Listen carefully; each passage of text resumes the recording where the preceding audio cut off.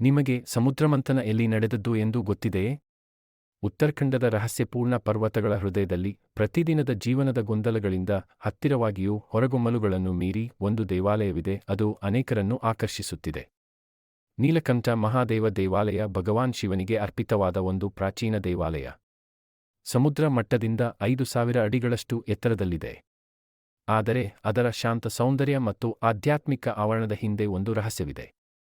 ಅದು ಶತಮಾನಗಳಿಂದ ಪ್ರವಾಸಿಗರನ್ನು ಆಧ್ಯಾತ್ಮಿಕವಾಗಿ ಪರವಶಗೊಳಿಸುತ್ತಾ ಬಂದಿದೆ. ಪುರಾಣಗಳ ಪ್ರಕಾರ ಈ ಪವಿತ್ರ ಸ್ಥಳವು ಪೂಜ್ಯವಾದ ಘಟನೆಗಳ ಒಂದು ಸ್ಥಳವಾಗಿತ್ತು. ಅದು ಹಿಂದೂ ಧರ್ಮದ ಪುರಾಣವನ್ನೇ ರೂಪಿಸಿತು ಮತ್ತು ಆ ಸ್ಥಳವು ಭೂಮಿಗೆ ಅಸಾಧಾರಣ ಚಿಹ್ನೆ ಉಳಿಸಿತು. ಇತಿಹಾಸದ ಪ್ರಕಾರ ಈ ದಟ್ಟ ಅರಣ್ಯಗಳಲ್ಲಿ ಭಗವಾನ್ ಶಿವನು ಮಹಾಸಾಗರದಲ್ಲಿ ನಡೆದ ಸಮುದ್ರಮಂಥನದಲ್ಲಿ ವಿಷವನ್ನು ಕುಡಿಯುವುದರ ಮೂಲಕ ಪ್ರಪಂಚವನ್ನು ನಾಶದಿಂದ ರಕ್ಷಿಸಿದರು. ದೇವರುಗಳು ಮತ್ತು ದೈತ್ಯಗಳು ಸಾಗರವನ್ನು ಕಡೆದಂತೆ ಹಲಾಹಲ ಎಂಬ ಭಯಾನಕ ವಿಷ